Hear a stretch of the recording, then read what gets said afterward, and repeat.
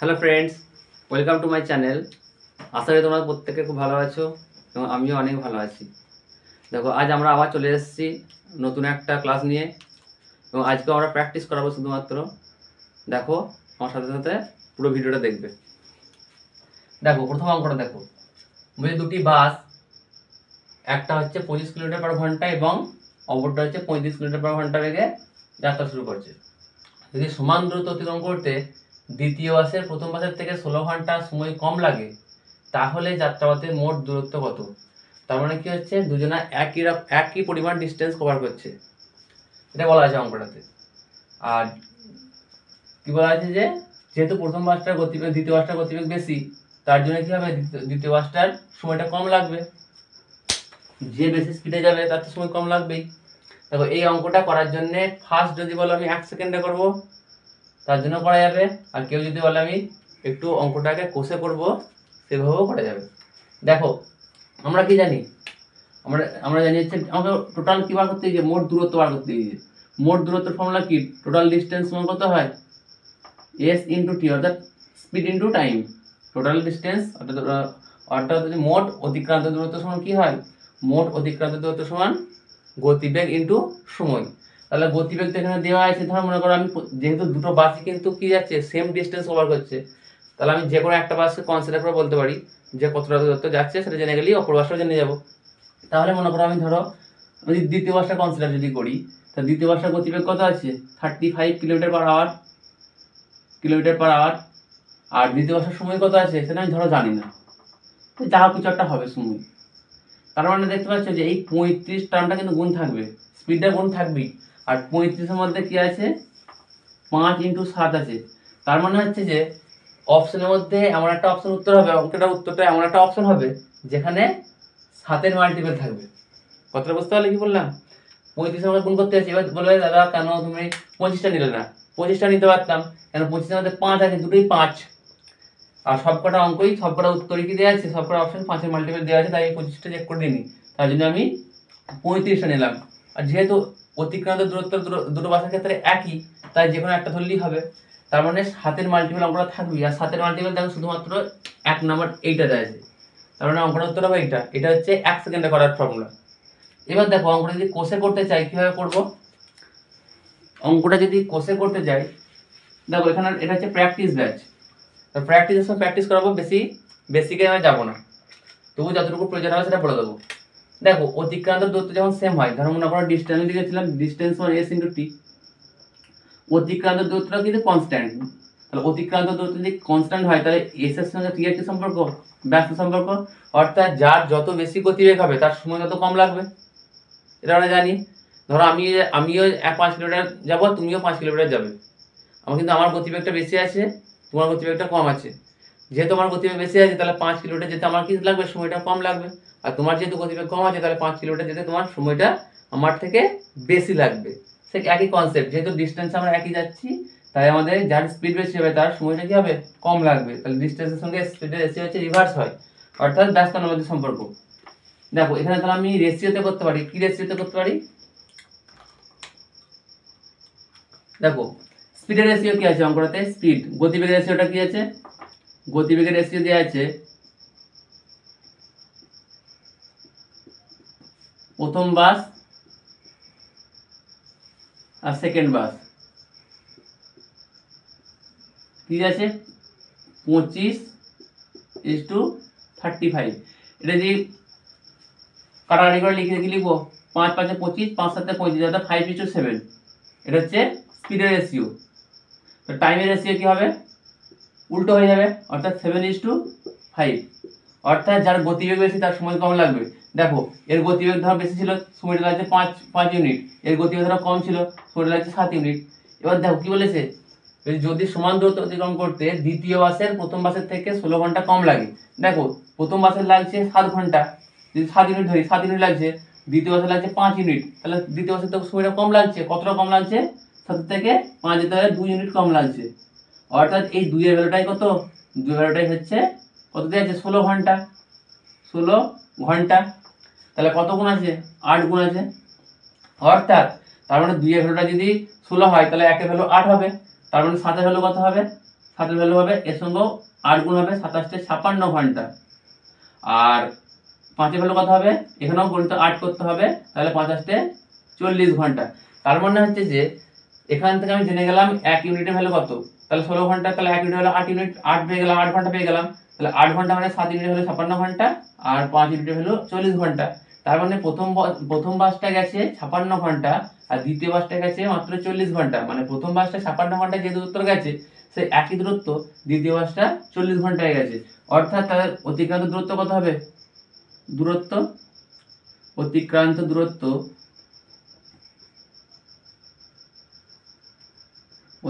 দূরত্ব যে কোনো একটা বাস কনসিডার করো। ধরো প্রথম বাসটা নেবো আমি, কত হবে, প্রথম বাসটা গতিবেগ কত ছিল,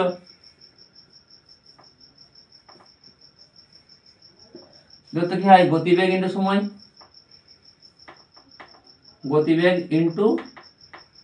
সময়, তাহলে প্রথম বাসটার গতিবেগ কত ছিল 25, আর সময় কত ছিল 56 ঘন্টা। তারপরে গুণ করে দেখবে 1400, এটা দেখছি কিমি পার ঘন্টা, এটা হচ্ছে ঘন্টা, ঘন্টা কেটে যাবে, কিমি পড়ে থাকবে, অর্থাৎ 1400 কিলোমিটার। তুমি যদি এটা না কনসিডার করো, যদি দ্বিতীয় বাসটা যদি কনসিডার করো, তাহলে কত হবে বলো তো, দ্বিতীয় বাসটা গতিবেগ কত ছিল 35 কিলোমিটার পার ঘন্টা বা কিলোমিটার পার ঘন্টা, ইন্টু সময় কত, সময় হচ্ছে 40 ঘন্টা লেগেছে, তাহলে 40, বুঝা গেল। তার মানে কত হবে 40 ঘন্টা, ঘন্টা কেটে গেল, কিমি পড়ে রইল, 35 কে 40 গুণ করলে 1400 কিলোমিটার। তার মানে পেয়ে গেলাম কি, দুটো বাসই আমি পেয়ে গেলাম, দুটো বাস থেকে ধরে নিলাম কতটা গেছে, বাস দুটো 1400 কিলোমিটার করে গেছে। এ হচ্ছে ফার্স্ট অঙ্ক, বুঝা গেল। দেখো এই অঙ্কটা দেখো, বলছে একজন দোকানদার প্রতিটি 7000 টাকা করে দুটি ঘড়ি কেনেন। সে একটিতে 12% লাভ করেন এবং দ্বিতীয়টিতে 9% ক্ষতি করেন। তার সামগ্রিক লাভ বা ক্ষতি কত হবে। দেখো এই অঙ্কটা যখন এরকম ধরনের কোনো অঙ্ক আসবে, যাদের কি থাকবে, কস্ট প্রাইস সেম থাকবে। দেখো দুটো ঘড়ির দাম কত, 7000 টাকাতে কিনেছিলেন, কস্ট প্রাইস সেম থাকবে, তখন মনে রাখবে যে লাভ বা ক্ষতি বার করতে গেলে কি করতে হয়, মোট লাভ বা ক্ষতি যদি বার করতে যায়, হয় x plus y by 2 formula, এত টাকা বা পার্সেন্টেজ, বার করতে যে percentage x plus y by 2%, বুঝতে পারলে।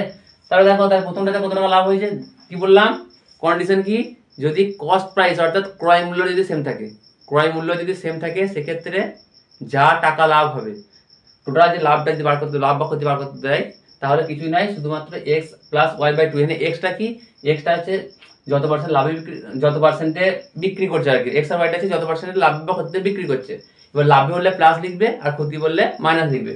তাহলে এক্স এর ভ্যালু মনে করো ধরো 12% লাভ করছে, তার মানে প্লাস 12%, আর ওয়াই ভ্যালুটা কত 9% ক্ষতি হচ্ছে, অর্থাৎ মাইনাস 9% বাই 2, তাহলে প্লাস 12 মাইনাস 9 মানে কত হবে 3, অর্থাৎ 3/2%, অর্থাৎ কত হবে 1.5%। এবার অঙ্কটা হচ্ছে কি হলো, এটা প্লাস এসেছে যেহেতু, অর্থাৎ লাভ হয়েছে, তাহলে 1.5% লাভ হয়েছে। কিন্তু এই অঙ্কটা করানোর আমার একটা উদ্দেশ্য আছে, এই অঙ্কটা এখানে 7000 না দিয়ে যা খুশি দিতে পারতো, অনেক বড় একটা ডাটা দিতে পারতো, মনে করো এখানে 7000 দিল না, মনে করো একটা ডাটা দিলে এমন ধরনের 15675, আমি একটা নিজের মধ্যে লিখলাম, এটা ডাটা দিল, সেক্ষেত্রে কিন্তু এটাই ফর্মুলা ইউজ হতো। কারণ কস্ট প্রাইস সেম থাকলে সর্বদা মনে রাখবে যে কস্ট প্রাইস যদি 1:1 রেশিও থাকে, অর্থাৎ সেম থাকে প্রত্যেক দুটোরই, সেক্ষেত্রে লাভ বা ক্ষতি টোটাল পার্সেন্টেজ বার করতে দিলে x প্লাস ওয়াই বাই 2 বললেই উত্তর চলে আসে। এবার এই অঙ্কটা থেকে আমি আরো কয়েকটা অঙ্ক করাবো, দেখো কিভাবে করাচ্ছি সেটা দেখো। ধরো মনে করো এখানে বলে দিল, আমি কয়েকটা ডাটা চেঞ্জ করছি, তোমাদের একটা ডিটেলে দেখায়। দেখো মনে করো এটা 15675 রইল না, এই যে 1.2% 1.5% না, এটা যে ফর্মুলা ইউজ করে করলাম আমি, সেটা আমি এমনি দেখাচ্ছি। দেখো ধরো মনে করো এটা 100 টাকা ছিল, আমি 100 টাকা উদাহরণ দিয়ে দেখাচ্ছি। দুটো ঘড়ি কিনেছিল, যে দুটোর দাম আছে 100 টাকা করে, তাহলে 100 টাকা যদি কস্ট প্রাইস হয়, প্রথমটাতে লাভ করেছে 12 টাকা, 100 টাকা 12 টাকা লাভ করেছে, আর দ্বিতীয় ঘড়িটার দাম 100 টাকা, তাহলে 100 টাকা 9% ক্ষতি হয়েছে, অর্থাৎ 9 টাকা ক্ষতি লস হয়েছে, 9 টাকা লস হয়েছে, 9 টাকা লস মানে ক্ষতি। আমি মনে করলাম দুটো ঘড়ি যা দাম দিয়েছিল আমি বললাম 100 টাকা, তাহলে 100 টাকা যদি দাম হয় প্রত্যেকটা ঘড়িরই, তাহলে প্রথম ঘড়িতে 12% লাভ করেছিল, অর্থাৎ 12 টাকা লাভ হয়েছিল, আর দ্বিতীয় ঘড়িটাতে 9% ক্ষতি হয়েছিল, অর্থাৎ 9 টাকা লস হয়েছিল। তাহলে টোটাল কত টাকা লাভ বা লস হচ্ছে, দেখো 12 টাকা লাভ আর 9 টাকা ক্ষতি, অর্থাৎ ওভারঅল কি হলো 3 টাকা লাভ হলো না, 3 টাকা লাভ হলো। কটা জিনিসের উপরে বলো তো, দুটো জিনিসের উপরে, দুটো ঘড়ির উপরে 3 টাকা লাভ, তাহলে একটা ঘড়ির উপরে কত টাকা লাভ হয়েছে, 1.5 টাকা লাভ হয়েছে, তার জন্য এটা 1.5 টাকা উত্তর এসছে। এটা হচ্ছে ডিটেলে যেটা বলতে পারো। এবার আমি ডিটেলে এই অঙ্কটা নয়, এবার দেখাচ্ছি তোমাদেরকে। ধরো মনে করো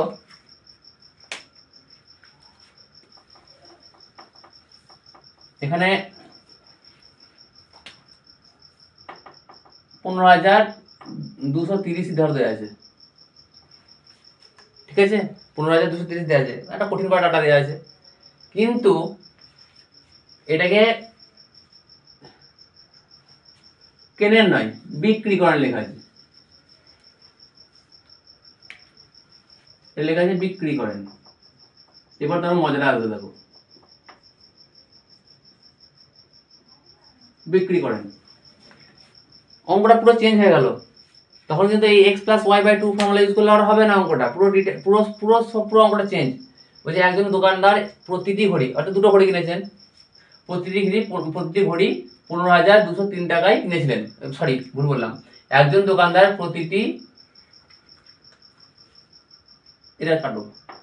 একজন দোকানদার 15,230 টাকা ধরে দুটি ঘড়ি বিক্রি করেছিলেন, মানে প্রত্যেকটা দাম কত, 15,230 টাকা করে দাম।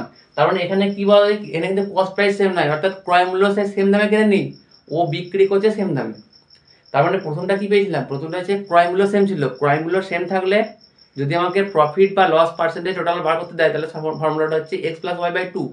বাট এখানে কি বলেছে, এখানে বলেছে যে দুটি ঘড়ির প্রত্যেকটা দামই 15,230 টাকা করেছেন বিক্রি করেছেন, দুটি ঘড়ি বিক্রি করেছেন, কত টাকা দাম দিয়ে বিক্রি করেছেন, 15,230 টাকা দিয়ে বিক্রি করেছেন। এবার দেখো মানে অর্থাৎ কি বিক্রয় মূল্যটা সেম। আর মনে করো এখানে 12% না দিয়ে মনে করো, আমি তো সোজা ডাটা নিচ্ছি কারণ অঙ্কটা করতে না, এটাই থাক, এই ডাটা দিয়েই করি। 12% লাভে বিক্রি করেছেন আর একটা ঘড়ি বিক্রি করেছেন 9% ক্ষতিতে, সেক্ষেত্রে কি ফর্মুলা হয়, সেক্ষেত্রে অঙ্কটা যদি ফর্মুলা হিসেবে করতে যাই তাহলে সুবিধা হবে। আর এই অঙ্কটা যদি ডিটেলে করতে যাই মিনিমাম 5 থেকে 7 মিনিট সময় লেগে যাবে, অনেক এমনিতেই ডাটাটা হার্ড দেওয়া আছে, তারপর পার্সেন্টেজটাও হার্ড দেওয়া আছে, অঙ্কটা ডিটেলে করতে গেলে প্রচুর সময় লেগে যাবে। কিন্তু তার জন্য কি আমি যে ফর্মুলাটা বলে দিচ্ছি বা লিখে দিচ্ছি, সেই ফর্মুলাটা তোমার খাতায় নোট করে নাও। তাহলে মোট লাভ বা ক্ষতি বার করতে গেলে যখন বিক্রয় মূল্য সেম, যখন আমি লিখে দিচ্ছি এখানে, যখন দুটি জিনিসের বিক্রয়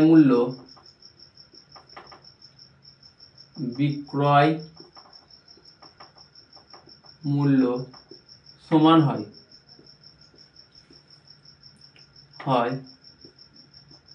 তখন মোট শতকরা লাভ বা ক্ষতি কত হবে, লিখবে 100 into x+y plus 2xy by 200 plus x+y। এটা যে ফর্মুলা, মনে রাখতে হবে, এই ফর্মুলাটা ইউজ করে তখন করবো। তার মানে কি, যদি ক্রয় মূল্য সেম বলে দিত দুটো ঘড়ির, তাহলে সেক্ষেত্রে ফর্মুলা ছিল টোটাল শতকরা মোট লাভ বার করতে গেলে x+y/2। বাট যখন বিক্রয় মূল্য সমান বলে দিয়েছে দুটো ঘড়ির, সেক্ষেত্রে শতকরা মোট লাভ বা ক্ষতি বার করতে গেলে আমাকে কি ফর্মুলা ইউজ করতে হবে, 100 into x+y plus 2xy plus 200 plus xy। x আর yটা কি জিনিস, x আর yটা হচ্ছে যে প্রফিট বা লসে বিক্রি করেছি, যদি আমি লাভে বিক্রি করি সেক্ষেত্রে আমার প্লাস আসবে, আর যদি আমি লসে বিক্রি করি সেক্ষেত্রে আমার মাইনাস আসবে। বোঝা গেল কি বললাম, এই অঙ্কটা দেখাচ্ছি দেখো। তাহলে এই অঙ্কটাতে 100 ইন্টু এখানে 12% লাভ করছি, ধরো মনে করো এক্স এর ভ্যালুটা 12, তাহলে প্লাস 12 আসবে, প্লাস 12%, 12% হবে না 12 দাও প্লাস, আর ওয়াইটা ভ্যালুটা কি 9% ক্ষতি হচ্ছে অর্থাৎ -9 plus 2 into plus 12 into -9 by 200 plus 12 -9, শুধু ক্ষতি বলে চলে মাইনাস বসে দিলাম, আর কিছু চেঞ্জ করিনি ফর্মুলাটাতে। তাহলে কত আসবে এটা 100, দেখো এটা কি আসবে প্লাসই আসবে, কারণ প্লাস 12 থেকে 9 বিয়োগ করলে প্লাসই থাকে, কত আসবে 3 আসবে, প্লাস মাইনাসে মাইনাস, মাইনাস প্লাসে মাইনাস, তাহলে এখানে কি থাকবে মাইনাস থাকবে, 9 12 108, 108 দুগুণে 216, তাহলে কত আসবে 216 হবে, বুঝতে পারলে? 9 12 108, 8 12 96, 9 108, 108 দুগুণে 216, তাহলে -216 বাই 200 প্লাস 12, 212 থেকে 9 বিয়োগ করলে হয় 203, 203 অর্থাৎ 300 মাইনাস 216 বাই 203, 300 থেকে 216 বিয়োগ করলে কত হবে 84 আসবে, 84 বাই 203 পার্সেন্টেজ, সব করাতে পার্সেন্টেজ, সব করাতে পার্সেন্টেজ, সব করাতে পার্সেন্টেজ, সব পার্সেন্টেজ, তার মানে হচ্ছে 84 বাই 203%, তখন প্লাস এসছে, তার মানে লাভ হয়েছে, অর্থাৎ এই অঙ্কটা উত্তর এরকম হবে। এবার তোমরা ভাবছো যে এরকম ধরনের উত্তর হয় নাকি, কিন্তু হয়, আমি ডাটাটা এরকম ধরনের দিয়েছি বলে এটা হয়েছে। ডাটা যদি সোজা থাকতো বা একটু অন্যরকম থাকতো হয়তো কেটে এই উপর নিচে কেটে যাবে, সেক্ষেত্রে কিন্তু উত্তর অন্য আসতেই পারতো। কতটা বুঝতে পারলে কি বললাম? তাহলে 230 থেকে 300 থেকে 200 বিয়োগ করলে ঠিক করলাম 6 কথা 7 তাহলে 2 2 8 ঠিক আছে, তার মানে 84 বাই 203% লাভ হয়েছে। তার মানে আমি এখানে দুটো জিনিস জানতে পারলাম, যে যদি বলে দেয় যে কোনো বস্তু কিনেছি আমি, সেই দুটো ক্রয় মূল্য সেম, সেক্ষেত্রে মোট শতকরা লাভ বা ক্ষতি বার করতে হলে আমাকে কি করতে হবে x প্লাস ওয়াই বাই 2 করতে হবে। এখানে x আর ওয়াইটা কি, যে যত পার্সেন্ট লাভে বা ক্ষতিতে বিক্রি করছি তার ভ্যালুটা। আর যদি বলে দেয় যে দুটো বস্তুর বিক্রয় মূল্য সেম, সেক্ষেত্রে যদি পার্সেন্টেজ গুলো দেওয়া থাকে ওখানে, তাহলে এই ফর্মুলাটা ইউজ করতে হবে 100 into x plus y plus 2xy by 200 plus x plus y percent, calculation করে যেটা বেরোবে সেটা উত্তর। আর একটা কন্ডিশন এখানে আছে, সেটা দেখো, এটা নোট করে নেবে, এটা মুছবো না আমি, এই জায়গাটা মুছবো না, এটা দরকার আছে। ধরো মনে করো এটা যা রইলো, এই ভ্যালুটা আমার কোনো দরকারই নাই, এই ভ্যালুটা পার্সেন্টেজ বার করতে হলে এই ভ্যালুটা আমার কোনো অরিজিনাল ভ্যালু বা রিয়েল ভ্যালুটা কোনো প্রয়োজনই নাই, শুধু পার্সেন্টেজ ভ্যালুগুলো প্রয়োজন আমার। দেখো কিভাবে করবো, ধরো মনে করো এইটা 12% আছে তো, আর এইটাও ধরো 12% আছে, এই যেটা পরীক্ষাতে সব থেকে বেশি দেয়, যে দুটো বস্তুর বিক্রয় মূল্য সেম, দুটো বস্তুকে আমি সেম দামে বিক্রি করছি, আর একটাতে করছি 12% লাভ আর একটাতে করছি 12% ক্ষতি, সেক্ষেত্রে ওভারঅল লাভ বা ক্ষতি কি হবে? আমরা প্রত্যেকেই জানি এটা ফর্মুলা কি হয়, এটা ফর্মুলা হয় minus x square by 100।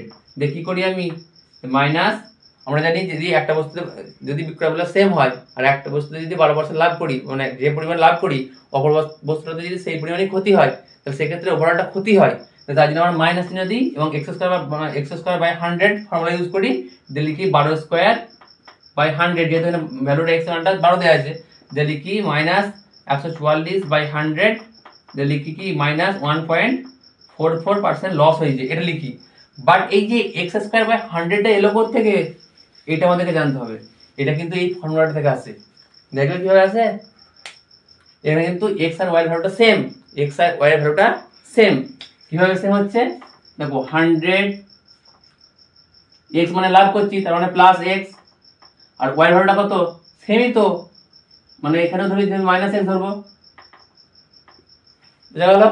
X R Y তো সেম ভ্যালু, তুমি এক্স এর জায়গায় এক্স বসাতে পারো, ওয়াই এর জায়গায় এক্স বসাতে পারো, একই ব্যাপার, কিন্তু ওয়াই ভ্যালুটা যদি লাভ লস হচ্ছে তাই মাইনাস বসিয়েছি, plus 2 into plus x minus x by 200 plus x minus x, plus x minus x কেটে গেল, প্লাস এক্স মাইনাস এক্স তাহলে 0 হয়ে গেল।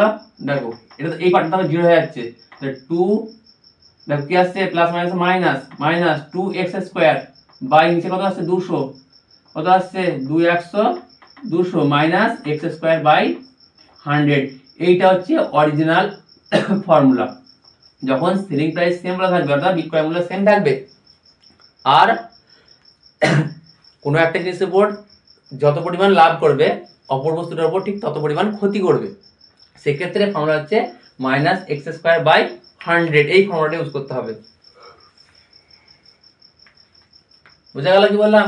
তাহলে এক্ষেত্রে কি উত্তর হবে, যে যেহেতু একটা বস্তুতে 12% লাভ করছি অপর বস্তুতে 12% ক্ষতি করছি, তাই ওভারঅল লাভ বা লসটা কিভাবে করলাম এই মতো দেখিয়ে দিলাম, মাইনাস 12 স্কোয়ার বাই 100, তো দেখবে 1.44 আসবে, মাইনাস 1.44 100%।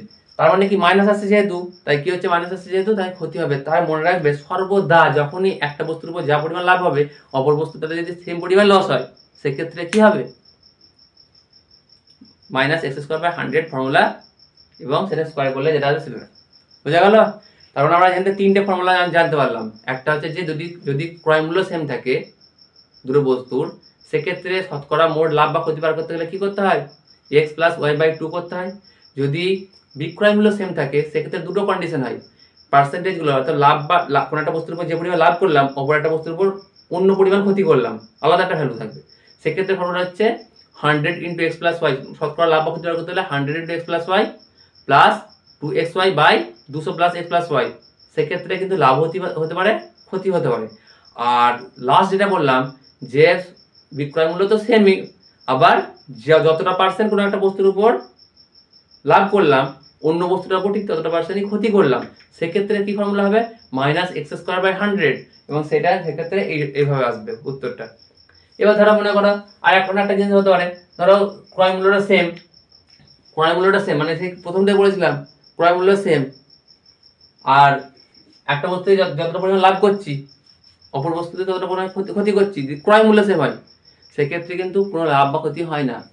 বুঝতে পারলো? কারণ ওখানে এক্স প্লাস ওয়াই বাই 2 ছিল, তাহলে এক্স ভ্যালুটা যদি ওয়াই হয় তাহলে এক্স এর জায়গায় প্লাস করার জন্য লাভ করার জন্য প্লাস এক্স, আর ওয়াই এক্স আর ওয়াই ভ্যালু সেম, তাহলে ওয়াই জায়গায় কি মাইনাস এক্স, তাহলে 0 হয়ে যাবে। তাহলে সেক্ষেত্রে কোনো প্রফিট বা লস হয় না, ওটা যখন ক্রয় মূল্য সেম থাকবে এবং একটা বস্তুর উপর যতটা লাভ করবো অপর বস্তুটাতে ততটা ক্ষতি করবো সেই কন্ডিশনে হয়। বোঝা গেল কি বললাম? এই হচ্ছে মনে রাখতে হবে, এই অঙ্কগুলো পরীক্ষাতে প্রচন্ড আসে। বোঝা গেল? তারপরে অঙ্কগুলো দেখো, তারপরে দেখো এই অঙ্কটা খুব ইজি একটা অঙ্ক, বাট এখানে একটা জায়গা প্রায় ভুল হয়, তার জন্য আমি অঙ্কটা নিয়েছি।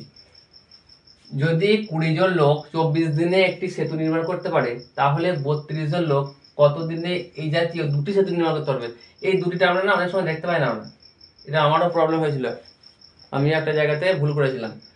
তো এই দুটিটার জন্য আমি এটা বোঝানোর জন্যই অঙ্কটা নিয়েছি, যে অঙ্কটা যখন পড়বে ভালো করে এই জাতীয় অঙ্ক সবসময় অঙ্কটাকে লাস্ট লাইন পর্যন্ত ভালো করে পড়বে, তাহলে কিন্তু ভুল হয়ে যাবে। বলছে যদি 20 জন লোক, দেখো এই অঙ্কটার ফর্মুলা কি আছে আমরা জানি, এটা সময় আর কার্যের অঙ্ক, সময় এবং কার্যের অঙ্ক। তার এই জাতীয় ফর্মুলা অঙ্ক হচ্ছে, এই জাতীয় অঙ্কগুলোর ফর্মুলা হচ্ছে m1 ইন্টু d1 ইন্টু যেগুলো থাকবে সব থাকবে t1 আর যা থাকবে, কিন্তু শুধুমাত্র w1টা অর্থাৎ কার্যটা নিচে থাকবে, শুধুমাত্র কার্যটা নিচে থাকবে। আমি t1টা বাদ দিলাম যেহেতু এখানে t1 নাই গো, সমান m2 into d2 by w2, যা কিছু ডাটা বলে দেবে যা কিছু সব উপরে থাকবে, শুধুমাত্র কার্যটা নিচে থাকবে, শুধুমাত্র কার্যটা নিচে থাকবে, মানে যতটা পরিমাণ কাজ করছে। দেখো প্রথমে কি বলেছে, যদি 20 জন লোক 24 দিনে একটু সেতু নির্মাণ করতে পারে, তাহলে দেখো প্রথমে কি বলা আছে 20 জন লোক, তাহলে m1 কি, m1 হচ্ছে 20 জন, d1 কি 24 দিনে কতটা কাজ করছে, একটা সেতু নির্মাণ করছে, তা w1 এর মান কত 1, তাহলে 32 জন লোক, m2 কত 32, d2 কত বার করতে হবে, আর w2 কত, কটা ব্রিজ করবে, কতটা কাজ করবে, দুটো ব্রিজ।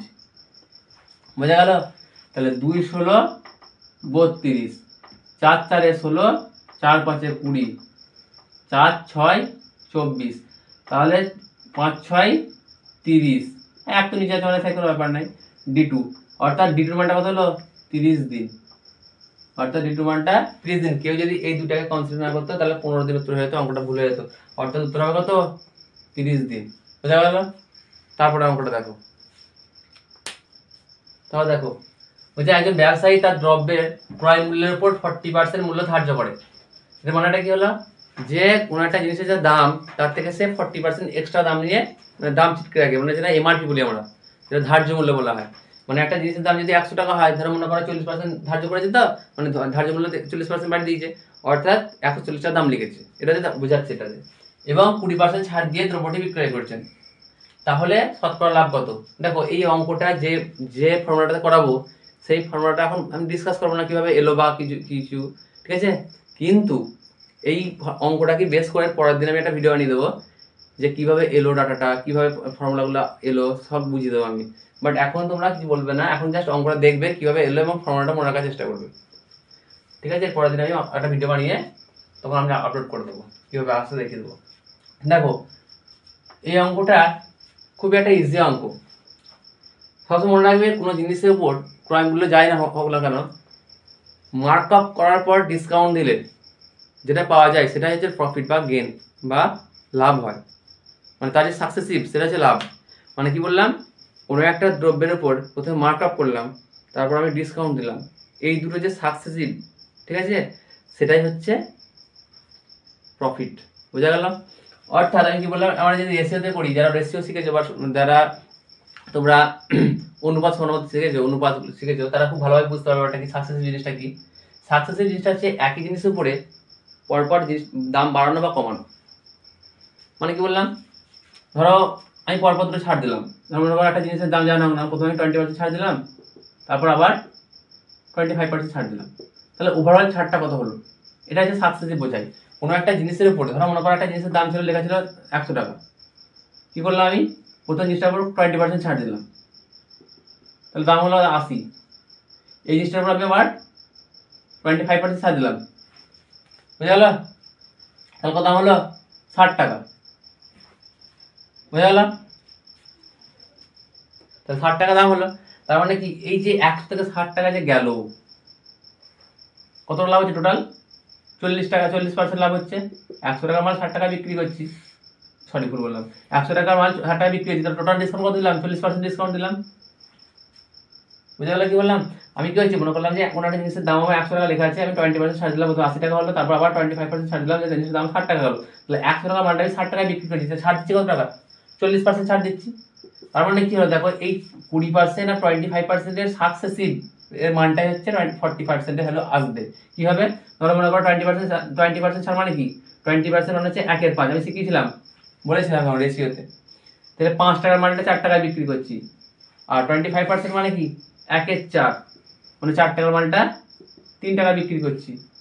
তার মানে কি কত হলো, 4 5 20 আর 3 4 3 12, অর্থাৎ 12 টাকার মালটা আমি 20 টাকার মালটা 12 টাকা বিক্রি করছি, না 8 টাকা ছাড়ছি, কত টাকার উপর? 20 টাকার উপর, ইন্টু 100, 5 20 50 40% ছাড়। তার মানে কি, এই দুটো দেখো, এই দুটোকে আমি সাকসেসিভ বার করার পর, বা তুমি এভাবে করতে পারো, যে একটা ফর্মুলা ছিল না, x plus y plus xy by 100 successive মান ব্যবহার করতে হয়। কোনো একই জিনিসের উপর দাম বাড়ানোর পর আবার কমানো বা বাড়ানো, এভাবে করতে গেলে সাকসেসিভ হয়। এবং সেটা দুবার হলে তখন এই ফর্মুলা ব্যবহার করতে হয়, এই ফর্মুলাটা ইউজ করতে হয়। 3বার হলে আলাদা ফর্মুলা আছে। তাহলে প্রথমে আমি 20% কি করেছি, ছেড়েছি, -20% ছেড়ে দিয়েছি, তারপর আবার 25% ছাড়ছি, -25% ছাড়ছি, প্লাস -20% মানে হচ্ছে ছাড় যেহেতু তাই জন্য মাইনাস হচ্ছে, ইন্টু -25% বাই 100, 20 20 40 45, -45%, মাইনাস আছে প্লাস, প্লাসই থাকবে, তাহলে কত হবে 500 বাই 100, তাহলে 5 -45% প্লাস 5 মানে হচ্ছে 40%, -40% হলো। দেখো এখানে কিভাবে এলো, রেশিওতে দেখো 40% আসছে, এই ফর্মুলাটা ইউজ করেও 40% আসছে, আর এখানে দেখো ডাইরেক্ট আমি বুঝতে পারছি, আমরা যে সোজা ডাটা ছিল, যেহেতু 100 টাকার মালটা 60 টাকায় বিক্রি করছি, অর্থাৎ 40% ছাড় দিচ্ছি, এভাবে এলো।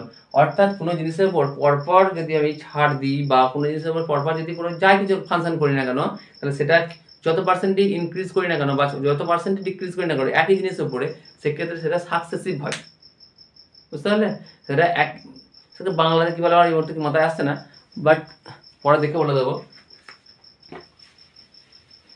তাহলে এই অঙ্কটা থেকে একই রকমের কেস কিরকম কেস, ধরো কোনো একটা জিনিসের যা দাম ছিল, আমি জানি না ক্রয় মূল্য ছিল কত টাকা, মনে করো 100 টাকা ক্রয় মূল্য ছিল, 100 টাকা ক্রয় মূল্য ছিল, কি বলেছে 100 টাকা ক্রয় মূল্য ছিল, আমি কি করছি ধার্য মূল্য 40% বাড়িয়ে দিচ্ছি, তাহলে 40% বাড়াচ্ছি, আমি ডিসকাউন্ট দিচ্ছি না কিন্তু, আমি 40% দাম বেশি লিখছি, কত টাকা লিখলাম 140 টাকা লিখে দিলাম।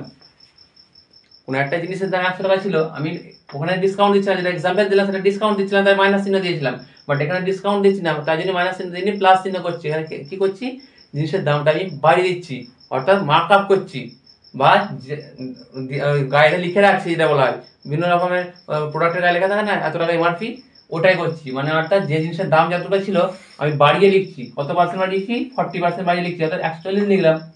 দিয়ে কি করছি, এই মার্ক সর্বদা ডিসকাউন্ট সর্বদা দেওয়া হয় এই এমআরপির উপরে, মার্ক আপ প্রাইসের উপরই ডিসকাউন্ট দেওয়া হয়, ডিসকাউন্ট কখনো এই কস্ট প্রাইসের উপর দেওয়া হয় না, কস্ট প্রাইসের উপর ডিসকাউন্ট দিয়ে কেউ কোনো ব্যবসায়ী মাল বিক্রি করে না, সবসময় প্রথমে কিছু টাকা মার্ক আপ করে দেয়, অর্থাৎ কিছু টাকা বাড়িয়ে লিখে দেয়, সেটাকেই মার্ক আপ প্রাইস বলা হয়, এবং সেই জিনিসটার উপরে ডিসকাউন্ট দেয়। তার মানে কি হলো, এখানে ডিসকাউন্ট দিচ্ছি, কত টাকা ডিসকাউন্ট দিচ্ছি, মাইনাস, যেহেতু ডিসকাউন্ট দিচ্ছি তাই জন্য মাইনাস চিহ্ন, তাই মাইনাস 20% ডিসকাউন্ট দিচ্ছি, তাই 20% ডিসকাউন্ট দেওয়া মানে কি 120 টাকা 20% ডিসকাউন্ট দেওয়া মানে হচ্ছে কত টাকা 28 টাকা ডিসকাউন্ট দিচ্ছি, 28 টাকা ডিসকাউন্ট দিচ্ছি, অর্থাৎ 140 টাকার মালটা যদি 28 টাকা ডিসকাউন্ট দিই, 28 টাকা ডিসকাউন্ট দিই, তাহলে কত টাকা হবে, পড়ে থাকবে 122 টাকা, 22 টাকা কেন হবে, ঠিক দিয়ে লিখলাম,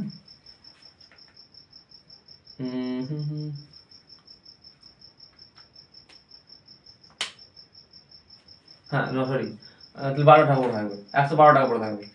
হ্যাঁ, তাহলে 140 টাকা মালটা যদি 28 টাকা ডিসকাউন্ট দিই, 28 টাকা ছেড়ে বিক্রি করি, তাহলে কত টাকা বিক্রি করবো, 112 টাকায় বিক্রি করবো। তার মানে দেখো, তুমি দেখতে পারবে যে 100 টাকার মালটা আমি 112 টাকা বিক্রি করছি, তাহলে এটা তোমার লাভ গো, নাকি 100 টাকা কস্ট প্রাইস সিপি ছিল, আর এটা সেলিং প্রাইস মানে বিক্রি করে দিলাম, তার মানে 100 টাকার মালটা আমি 112 টাকা বিক্রি করে দিলাম, তাহলে কত টাকা লাভ হলো, 12 টাকা লাভ হলো, তাহলে 100 এর উপর 12 টাকা লাভ মানে পার্সেন্টেজ দিতে বলা হয়, তাহলে 12% লাভ হয়েছে। এবার এইটা হচ্ছে বেসিক মেথড, ডাটা সোজা ছিল বলে এই 40% 20% ডাটা সোজা ছিল বলে হয়ে গেল, বাট ডাটা যখন হার্ড দিয়ে দেবে, এমন একটা পার্সেন্টেজ দিয়ে দেবে সে 10 মিনিটে চলে আসবে, সেক্ষেত্রে কিন্তু আমরা এভাবে করবো না, কিভাবে করবো, আমরা তখন রেশিওতে করবো, বা ওই x প্লাস ওয়াই যে ফর্মুলা বললাম, x plus y plus x y by 100, ওই ফর্মুলা ইউজ করে করবো। আমি দুটোই দেখে দিচ্ছি, দেখো এখানে কি হবে, রেশিওতে যদি করি 40% মানে কি, 40% মানে হচ্ছে 2/5, যেহেতু মার্ক আপ করছি মানে বাড়াচ্ছি দামটা, প্লাস 2/5, অর্থাৎ 5 টাকার মালটা 2 টাকা বাড়াচ্ছি মানে 7 টাকা লিখছি, 5 টাকার মালটা 2 টাকা ইনক্রিজ করছি, 2 টাকা বাড়িয়ে লিখছি মানে 7 টাকা লিখলাম, আর ছাড় দিচ্ছি কত টাকা, 20% ছাড় দিচ্ছি, যদি ছাড় দিচ্ছি তাহলে মাইনাস চিহ্ন, তাহলে কত টাকা ছাড় দিচ্ছি 20%, 20% মানে হচ্ছে 1/5, অর্থাৎ 5 টাকার মালটা আমি 1 টাকা ছেড়ে লিখছি, অর্থাৎ 4 টাকায় বিক্রি করছি, দিয়ে ওভারঅলটা কত হবে, সাকসেসিভ মানে কি পরপর আসবে, 5 5 25 ইস্টু 4 7 28, বুঝা গেল, তাহলে 25 টাকার মালটা আমি 28 টাকা বিক্রি করছি, কত টাকা ডিসকাউন্ট দিলাম, 3 টাকা ডিসকাউন্ট দিলাম, কত টাকার উপর, 25 টাকার উপর, তাহলে 100 এর উপর কত টাকা, 100 গুণ 4 25 100, 4 3 12, তাহলে 12% ডিসকাউন্ট দিচ্ছি, তো মাইনাস 12%, যেহেতু ডিসকাউন্ট দিচ্ছি তাই 12% ডিসকাউন্ট দিলাম, ছাড় দিলাম, সরি ভুল বললাম তো, 12% লাভ হচ্ছে, তাহলে 25 টাকার মালটা আমি 28 টাকা বিক্রি করছি, তার মানে কি হলো 12% লাভ হলো, বুঝা গেল, যেহেতু 25 টাকার মালটা 28 টাকা বিক্রি করছি, 25 টাকার মালটা 28 টাকা বিক্রি করা মানে কি 3 টাকা লাভ করছি, কত টাকার উপর, 25 টাকার উপর, তাহলে 100 এর উপর কত টাকা, 12 টাকা, তাহলে 12% লাভ হলো। আর যদি আমি ফর্মুলা ইউজ করি তাহলে কত আসবে, x plus y plus x y by 100, কত আসবে, x এর মানটা কত, এখানে x এর মানটা 40, যেহেতু মার্ক আপ করছি তাই প্লাস 40, আর যেহেতু ডিসকাউন্ট দিচ্ছি তাহলে minus 20 plus 40 minus 20 by 100, 40 plus 40 minus 20 মধ্যে প্লাস 20, প্লাস মাইনাসে মাইনাস, মাইনাস প্লাসে মাইনাস, 40 দুগুণে 80 মানে 800 বাই 100 মানে 8 হবে, 8 হবে মানে 12 টাকা, অর্থাৎ 12% লাভ। এভাবে করতে পারো, যেভাবে খুশি করতে পারো, সবসময় মনে রাখবে যে কোনো একটা জিনিসের পড়বে পরপর দাম বাড়লে বা কমালে সেখানে সাকসেসিভ হয়, সেখানে রেশিও বললে এভাবে করতে হয়, আর যদি ওইটা দুবার করা হয় সেক্ষেত্রে দুবারের ক্ষেত্রে এই ফর্মুলাটা ইউজ করতে হয়, বোঝা গেল, এটা হচ্ছে সাকসেসিভের ফর্মুলা। আশা করি বুঝতে পেরেছো। তারপরে অঙ্কটা আমরা দেখবো। তারপরে দেখো বলছে একটি 300 মিটার দীর্ঘ একটি ট্রেন 39 সেকেন্ডে একটি প্ল্যাটফর্ম অতিক্রম করে এবং 18 সেকেন্ডে একটি সিগন্যাল খুঁটি অতিক্রম করে, তাহলে প্ল্যাটফর্মটির দৈর্ঘ্য কত? দেখো এখানে এই অঙ্কটা ফর্মুলা ইউজ করেও করা যায় আর ফর্মুলা না ইউজ করেও করা যায়। যেহেতু এটা কম্পিটিটিভ এক্সাম, তো যে সহজ হবে সেটাই করা ভালো। আমরা ফর্মুলা ইউজ করবো না, আমরা ফর্মুলা ইউজ না করে করবো। দেখো কীভাবে করবো। দেখো আমরা জানি যখন কোনো ট্রেন কোনো খুঁটি বলো, কোনো খুঁটি কোনো লোককে অতিক্রম করে, লোক মানে কি দাঁড়িয়ে থাকা লোক, রানিং মানে হাঁটছে, যে কোনো অবস্থাতেই হাঁটছে, তখন তো হাঁটছে বললে হবে না, তখন আবার গতিটা যোগ করতে হবে। ধরো কোনো একটা লোক দাঁড়িয়ে আছে, কোনো একটা খুঁটিকে অতিক্রম করছে, কোনো একটা বস্তুকে, কোনো ছোটোখাটো বস্তুকে অতিক্রম করছে, সেক্ষেত্রে ট্রেনটা কী হয়, যে নিজের দৈর্ঘ্যটাই অতিক্রম করে। ধরা হয় যে ট্রেনটা নিজের দৈর্ঘ্যটাই অতিক্রম করে। বাট যখন কোনো ট্রেন কোনো সুড়ঙ্গ অতিক্রম করে, যখন কোনো প্ল্যাটফর্ম অতিক্রম করে, যখন কোনো ব্রিজ অতিক্রম করে, তখন ট্রেনটা তো নিজের লেন্থটা তো অতিক্রম করেই, প্লাস কী করে, ওই যে ব্রিজ বলো, প্ল্যাটফর্ম বলো বা সুড়ঙ্গ বলো, সেইগুলোর দৈর্ঘ্যটাকে আমাকে যোগ করে লিখতে হয়। ঠিক আছে, এটা হচ্ছে অঙ্কনের কনসেপ্ট, আর কিছু নয়। তাহলে কি বললাম, যখন কোনো ট্রেন, কোনো লোক, কোনো ছোটোখাটো বস্তু বা কোনো পোস্ট বা কোনো গাছ, এই সমস্ত জিনিসগুলো যখন অতিক্রম করবে, তখন কিন্তু ট্রেনটা শুধুমাত্র তার নিজের লেন্থটাই অতিক্রম করবে, অর্থাৎ নিজের দৈর্ঘ্যটাই অতিক্রম করবে। বাট এই ট্রেনটায় যখন কোনো সুড়ঙ্গ, যখন কোনো প্ল্যাটফর্ম, যখন কোনো ব্রিজ অতিক্রম করবে, সেক্ষেত্রে এগুলো তো লম্বা লম্বা অনেক বড় জিনিস, সেক্ষেত্রে কী হবে, ট্রেনটা তো নিজের দৈর্ঘ্য অতিক্রম করবেই, প্লাস তার সঙ্গে কী করতে হবে, তার সঙ্গে ওদের দৈর্ঘ্যগুলোকেও আমাকে অ্যাড করতে হবে। বুঝতে পারলে, এটা হচ্ছে কনসেপ্ট, এবং এভাবেই আমরা অঙ্কটা করবো। দেখো কি বলছে, একটি 300 মিটার দীর্ঘ একটি ট্রেন 39 সেকেন্ডে একটি প্ল্যাটফর্ম অতিক্রম করছে। তাহলে যখন সে প্ল্যাটফর্ম অতিক্রম করছে, ট্রেনটা নিজের দৈর্ঘ্য কিন্তু 300 মিটার, যখন সে প্ল্যাটফর্ম অতিক্রম করছে, তখন কিন্তু সে প্ল্যাটফর্মের লেন্থটা অতিক্রম করছে, মানে 300 মিটার তো অতিক্রম করছেই, প্লাস সাথে সাথে প্ল্যাটফর্মের লেন্থটাও অতিক্রম করছে। আর কি বলেছে, 18 সেকেন্ডে একটি সিগন্যাল খুঁটি অতিক্রম করে। আমি এইমাত্র বললাম যে কোনো সিগন্যাল খুঁটি বলো বা কোনো গাছ বলো বা কোনো লোক বলো, যখন অতিক্রম করে, তখন ট্রেনটা শুধুমাত্র তার নিজের লেন্থটা অতিক্রম করে। তার মানে দেখো ট্রেনটার নিজের লেন্থ কত, 300 মিটার, বুঝা গেল, 300 মিটার অতিক্রম করছে। তাহলে দেখো এই 300 মিটারটাই তো মাত্র 18 সেকেন্ড অতিক্রম করছে, কারণ 18 সেকেন্ডে সে একটা কি করছে, সিগন্যাল খুঁটি অতিক্রম করছে। আর সিগন্যাল খুঁটি অতিক্রম করা মানে কি, যে ট্রেনটা নিজের লেন্থটাই অতিক্রম করছে। তার মানে কি 18 সেকেন্ডে, এই 18 সেকেন্ডে কি কতটা যাচ্ছে, 18 সেকেন্ডে চাই ট্রেনটি 18 সেকেন্ডে যাই 300 মিটার। কতটা বুঝতে পারলে, এটা যে ডাটা আমরা বলা আছে, যেহেতু ট্রেনটা 18 সেকেন্ডে একটা সিগন্যাল খুঁটি অতিক্রম করলো, আর আমি এইমাত্র বললাম যখন কোনো ট্রেন কোনো সিগন্যাল খুঁটি অতিক্রম করে, যখন কোনো গাছ অতিক্রম করে, যখন কোনো লোককে অতিক্রম করে, তখন শুধুমাত্র তার নিজের লেন্থটাই যায়। আর যেহেতু ট্রেনটা নিজের লেন্থটা দিয়ে আছে 300 মিটার, তাই এই 18 সেকেন্ডে সে কত আছে, 300 মিটার আছে। কিন্তু যখন সে প্ল্যাটফর্মটা অতিক্রম করছে, তখন সে 39 সেকেন্ড নিচ্ছে। তার মানে 18 সেকেন্ড তো সে যাচ্ছে নিজের দৈর্ঘ্য যাওয়ার জন্যে, তার সাথে প্ল্যাটফর্মটা অতিক্রম করছে যেহেতু, তার জন্য টাইমটা আরও একটু বেশি লেগে যাচ্ছে। তার মানে এই যে 39 সেকেন্ড আছে না, এখানে নিজের দৈর্ঘ্যটা যাওয়ার জন্য তো 18 সেকেন্ড আছেই, প্লাস 21 সেকেন্ড এক্সট্রা নিচ্ছে কিসের জন্য, প্ল্যাটফর্মটা অতিক্রম করার জন্য। কথা বুঝতে পারলে কি বললাম, এই যে 39 সেকেন্ডে সে প্ল্যাটফর্ম অতিক্রম করছে, তার মানে এই 39 সেকেন্ডে যখন প্ল্যাটফর্মটা অতিক্রম করলো, সেখানে কিন্তু তার নিজের লেনটা অতিক্রম করলো, যেটা সময় কত লেগেছিল 18 সেকেন্ড, মানে 18 সেকেন্ডে সে 300 মিটার চলে গেছে। বাকি যে এক্সট্রা 21 সেকেন্ড যাচ্ছে, সেই 21 সেকেন্ডে সে কতটা গেল, সেটাই কি হবে, প্ল্যাটফর্মের লেন্থ হবে। তার মানে 18 সেকেন্ডে যাই 300 মিটার, 1 সেকেন্ডে কত যাই, 300/18 মিটার। আর আমি তাহলে 21 সেকেন্ডে কতটা যাবে বার করি, তাহলে 21 সেকেন্ডে যতটা যাবে সেটাই তো প্ল্যাটফর্মের দৈর্ঘ্য, কারণ 18 সেকেন্ডে নিজের লেন্থে চলে গেল, আর প্ল্যাটফর্মটা তার সঙ্গে যোগ করতে হবে। তাহলে প্ল্যাটফর্মটা যদি নিশ্চয়ই 21 সেকেন্ড সময় লেগেছে, তাহলে 21 সেকেন্ডে কত যাই, 21 সেকেন্ডে যাই 300/18 ইন্টু 21 মিটার। দেখো 3 6 18, 3 7 21, 6 50 300, 5 7 35, তাহলে অর্থাৎ কি হলো 350 মিটার। অর্থাৎ 21 সেকেন্ডে সে 350 মিটার গেছে। আর যেহেতু 21 সেকেন্ড এক্সট্রা নিচ্ছে, আর এই 21 সেকেন্ড এক্সট্রা নিচ্ছে শুধুমাত্র প্ল্যাটফর্মটা অতিক্রম করার জন্য, যার ফলে বলতে পারি যে এই 350 মিটারটা হচ্ছে প্ল্যাটফর্মের লেন্থ, অর্থাৎ অ্যান্সার কত হবে 350 মিটার। বুঝতে পারলে? আজ আমরা এখানেই শেষ করছি, এই কারণের জন্যই, কেননা বেশি লেন্দি হয়ে গেলে আমাদের আপলোড করতে অনেক ঝামেলা হয়, নেট পাওয়া যায় না।